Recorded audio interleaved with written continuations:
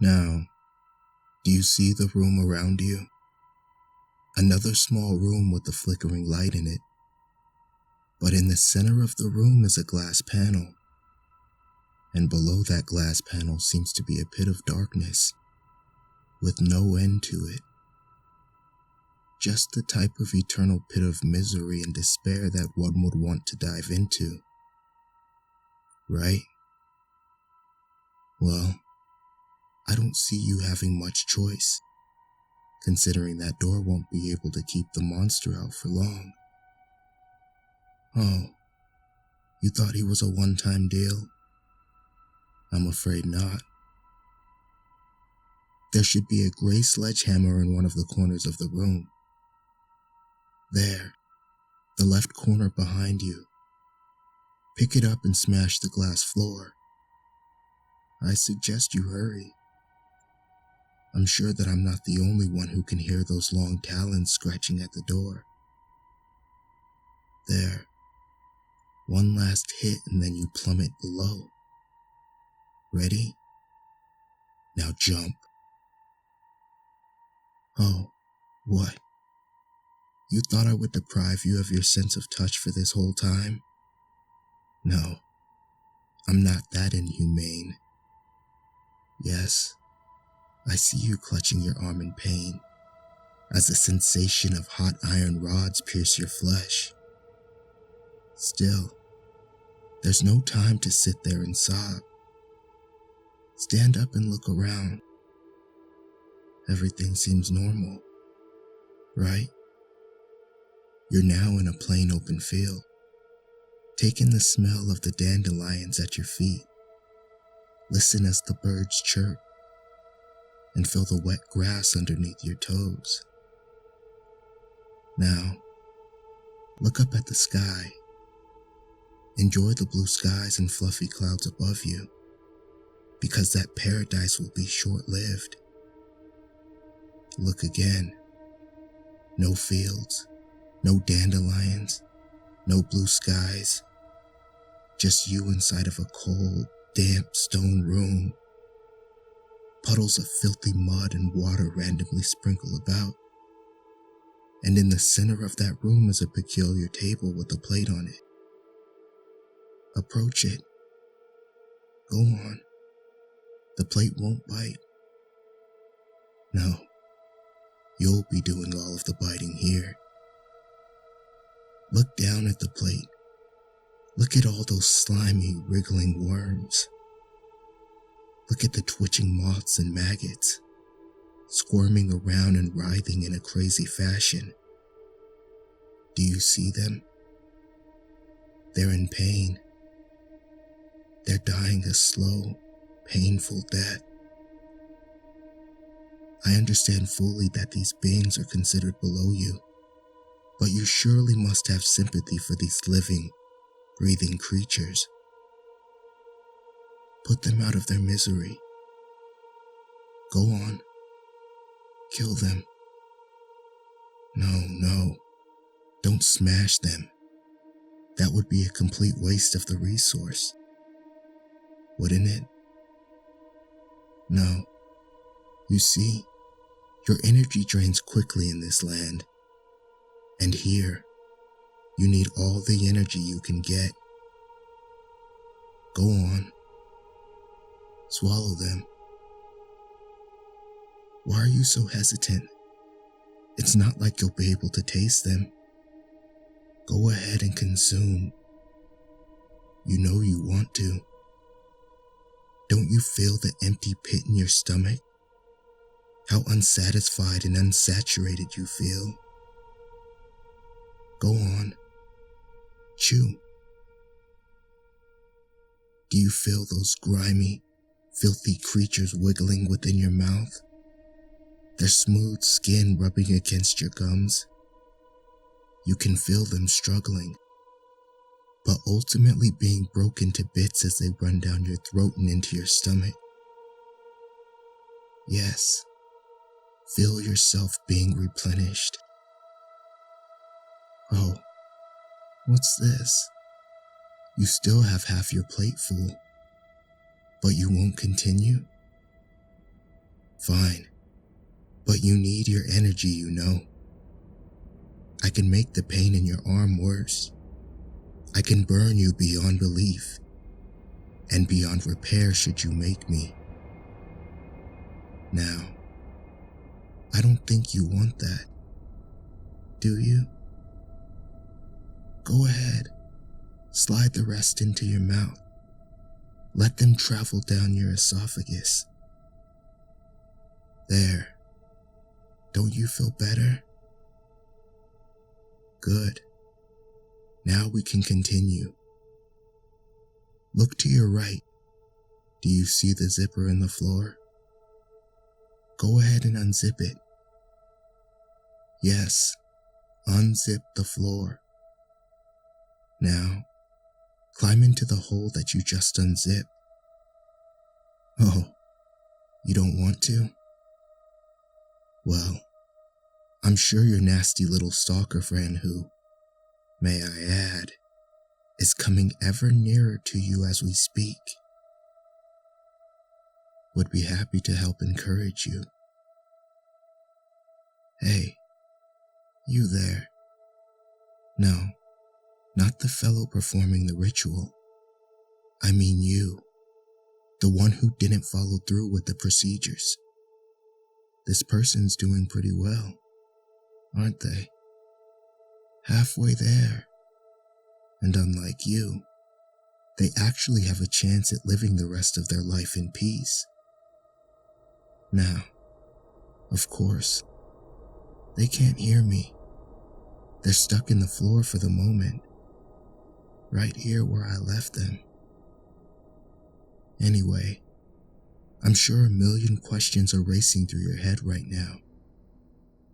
Allow me to introduce myself. I am the spirit who invented this ritual. I too was disturbed by the constant noise within the world. Everyone was always shouting and being so rude and belligerent, and all I wanted was an escape from it all. So, I created a safe haven where the senses don't apply. However, if humans wish to be granted entry to this world, they would need to prove to me that they truly deserved it. People like you, however, didn't feel the need to listen to me. So here you are, spectating this sacred ritual before I shred your body and every ounce of sense you have left. Now, I'm no doctor, but all that time in seclusion, away from noise, can be damaging to one. I suppose my isolation did have its drawbacks, but what's the big deal? Who needs to see other living, breathing life forms when one can sit alone and not be bothered with the problems of the world? Even beings such as I prefer desolation to the outside world. But at what cost? The ability to have empathy for others? Tendencies to misguide others and lie? Well, a little trickery has never hurt anybody, has it? Okay, unzip yourself from the floor now. That thing has passed, and it is now safe to come out. Observe the world around you. You're no longer in a dark, desolate room, but rather a room of clocks. Tick-tock goes the clock. Oh, what do you mean there are no tickings and talkings? These clocks are working perfectly fine. I checked them this morning. It couldn't possibly be that. You can't hear them. Could it? No. That's exactly what happened. Welcome to Trial 3. Your journey will soon be over. Of all the clocks in this room, I'm sure you've already seen the one you need to go to. That clock directly in front of you. Yes. It's huge, isn't it? Approach that clock and place your hand on the wood. Good. Now close your eyes and feel the vibrations course through your veins. You can still feel those vibrations, right? Now, move your hand in a clockwise circle completely until you reach the point you started at. That's your 12. I'm sure you can guess where the rest of the numbers are. Place your hand on the number in the order of your birth date. Remember, don't lift your hand from the wood. That would have consequences which I'd rather not discuss. But you're running out of time. Good. Now that you're done with that, step backwards and look at the clock. There is now a staircase going up to the top of this giant clock. Walk up to the top of the staircase. You are now on top of the clock. Good. Now look down at all the other smaller, lesser clocks. Feel the vibrations of the entire room. Feel them run through your body. Now, close your eyes and don't you dare open them. The beast is in the room with you now. But don't run. Just saying those words. Your heart rate increased heavily, didn't it? Well, you're going to have to settle down because this next step in particular is tricky. Keep focusing on the vibrations. Do you feel the rhythm? The pattern in which the clocks tick and talk? Try to match your breathing and heart rate to that of the vibrations. If you can do this, you'll be invisible to the creature. Now, this is not the time to ask me why I didn't tell you before that the beast wasn't able to see you. Calm your breathing and go to the beat of the clock. The creature stalking you isn't one simply interested in murdering you. No, it has an actual plan. You see, in this sensory-deprived place, the beast has only one of its senses. That sense is hearing. Its hearing is so precise that it can distinguish between you breathing and the sound of the clocks ticking. You came here because you wanted a place where sound doesn't exist. Well, that creature wants you so it can steal your senses. Senses which it has been deprived of for quite some time. Now that you have completed the third stage, what I want you to do is jump off the clock you're currently standing on. Yes, I see that it's high above the ground. I still want you to jump. Would I ever lie to you? Of course not. When have I ever lied to you so far? This jump will lead you directly to your fourth trial. You're nearly there. Don't quit now. Besides, I'm sure the monster would love for me to tell it where you are. I hope that's enough of an incentive for you. Good. Now jump. Well, what did you think would happen upon jumping? Did you fall to the ground? Of course you did. That's how gravity works. Granted, this was mostly for my enjoyment, but I'm not sure what else you expected. Have a look around you. Is the landscape different again this time? Oh, wait. You can't see. You've gone blind, haven't you? Well, you, my friend, are inside a system of tunnels and trails. The walls aren't too far apart, so you should be able to extend your arms and touch them. Feel that nice, mossy texture? Now, walk around and guide yourself with your arms. What you need to do is exit this maze. Continue walking forward until you feel the bump in the wall. Feel it? Grab the bump and pull it downward. Congratulations. You just pulled a trap.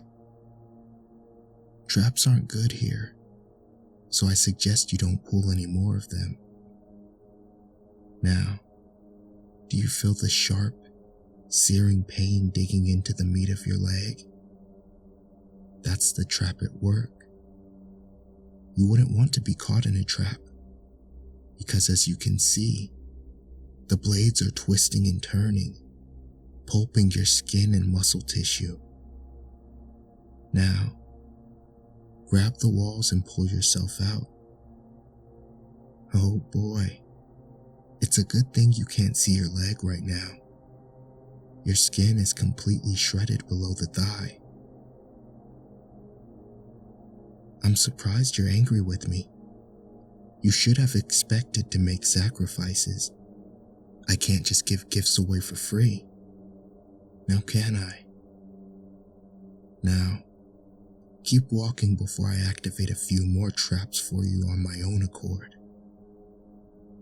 You know, you're lucky a being such as I would even consider giving you a gift such as this.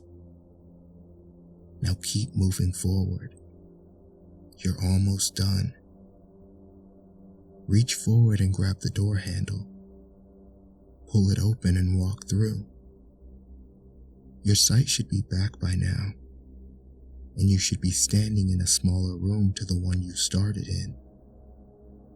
There's the flickering light and everything. Congratulations on passing the ritual.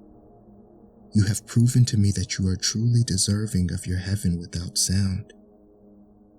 Now, stand still as I explain to you what this prize means. You have gone through the 4 trials of this ritual, and through them all, you have proven to me that you are capable of triumphing over the challenges. Now, don't mind the sensation of your skin sizzling. Those boiling bubbles are back, and not just on your hands and arms, but on your face, your legs, and your torso as well. I know you're in pain now, but believe me, you will be utterly joyous when this is over. Can you feel the heat melting your nose away, leaving it just a charred blotch of burnt flesh? Feel your eyes disintegrate within seconds as the heat intensifies. You can even feel it inside your mouth, can't you? Burning the roof of your mouth and your tongue. I know you can't hear me right now. The pain you're under is probably too great to bear. But trust me, I'm fulfilling my promise to you, aren't I? By now, the only remnants of your previous self is your ears. Ironic, isn't it? That you wanted to lose your hearing, yet it is the only sense you shall retain. Don't worry though. There aren't many causes of noise here, where you'll be staying. However, I can hear, based upon the desperate, drowned out gurgles of agony escaping what once was your lips, that this outcome may not suit you well. You should have wanted this, so I'm confused as to why. However, I'm sure that you'll enjoy this silence and solitude eventually. It worked wonders for me. However, if you want your old form back, I recommend finding the next person who performs this ritual and stealing their senses too. Don't worry about finding them. Your hearing will be precise enough. By the way, thanks for the rose you brought me. Smell wasn't exactly required, but I do wholeheartedly accept the gift. In fact, none of the sense trials were completely necessary. However, it sure does make for one hell of an entertaining story. Oh, and for those of you reading this, thank you for following through this journey. This has been a very rare success of this ritual, and I am glad you could join me to witness it. Hold on a bit. I know I promised to strip you of your senses and emotions. However, there appears to be someone else attempting to perform this ritual. And by the looks of it, the one who most recently partook in the ritual is already anxious to meet them.